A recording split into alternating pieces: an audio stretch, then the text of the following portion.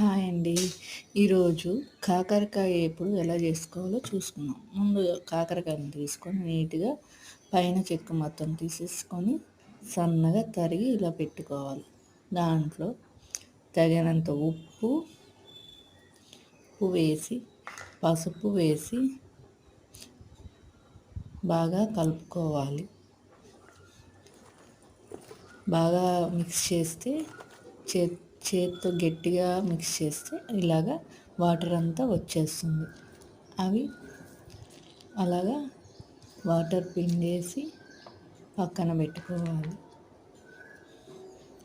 ఇలా చేయడం వల్ల కాకరకాయలలో చేదు మొత్తం వాటర్ రూపంలో పోతుంది. ఇలా చేసిన తర్వాత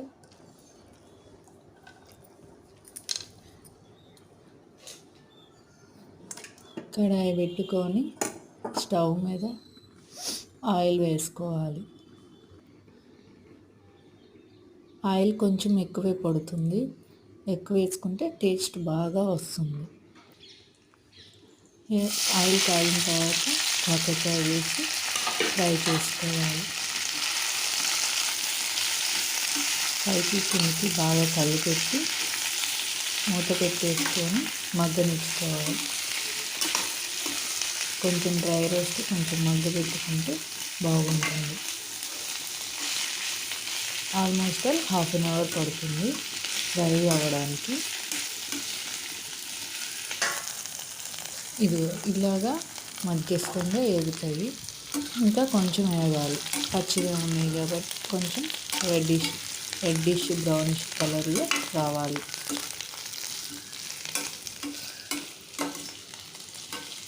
మధ్య మధ్యలో తీస్తూ కలిపెడుతూ ఉండాలి. ఇలాగా బ్రౌన్ కలర్లో వచ్చేసిన తర్వాత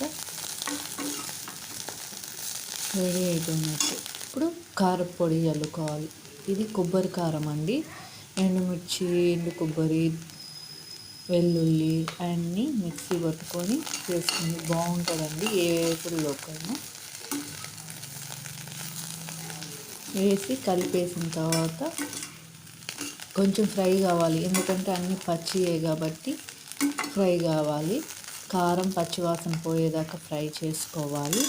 ఫ్రై చేసిన తర్వాత స్టవ్ ఆఫ్ చేసుకుని సర్వ్ చేసుకుంటే చాలా టేస్టీ. ఇది పప్పుచారులోకి